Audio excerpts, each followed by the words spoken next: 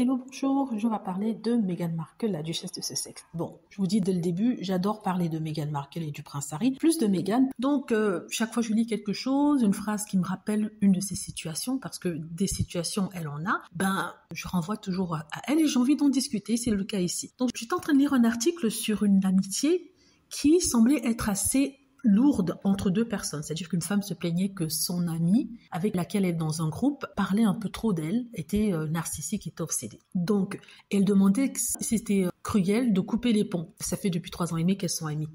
Et la personne qui répond à la lettre lui dit en fait cette phrase. Il y a un proverbe qui dit qu'on a des amis pour une raison, pour une saison ou pour une vie, n'est-ce pas? Et j'ai pensé à ça.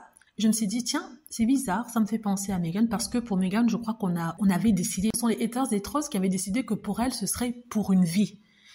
Ça veut dire qu'ils imposent à Meghan ce que eux-mêmes, ils ne pourraient pas s'imposer ou n'acceptera pas qu'on s'impose à eux. Donc c'était très intéressant de lire cette lettre-là et ça m'a fait penser à Meghan. Je voulais parler de ça avec vous, partager ce proverbe-là avec vous. Pour ceux qui ont des amis et qui voient qu'après quelques temps, l'amitié s'est effacée au fil du temps. Et je pensais dire que faut même pas s'inquiéter, ce sont des choses qui arrivent. Comme dit ce proverbe, on a des amis pour une raison, pour une saison ou pour une vie. Peut-être pour vous, c'est une saison et peut-être que pour vous, ça sera une vie. Souvent, ce sont des saisons, c'est-à-dire que la personne vient dans votre vie, elle reste, après ça, elle disparaît, elle part pour mieux se retrouver. C'est-à-dire que quand vous la revoyez, c'est comme si c'était avant, c'est comme si c'était toujours, vous n'avez pas besoin de vous voir, discuter pour savoir que vous êtes amis. Donc voilà, c'est ce que je voulais dire ici. Donc si vous voulez que je lise par exemple les problèmes des gens que j'ai lus dans les courriers de cœur, pas seulement courriers de cœur, des courriers ci et là, parce que moi j'adore ça, j'adore lire ce genre de courrier, je vous dis tout de suite. On a tendance à se replier sur ses propres problèmes, sachant que d'autres peuvent avoir pire. Mais bon, il faut toujours rester dans le positif. J'aime bien lire ce genre d'histoire et tout ça. Dites-moi si ça vous intéresse et je pourrai en faire ici sur cette chaîne. Voilà, dites-moi ce que vous en pensez. J'espère que vous avez aimé la vidéo.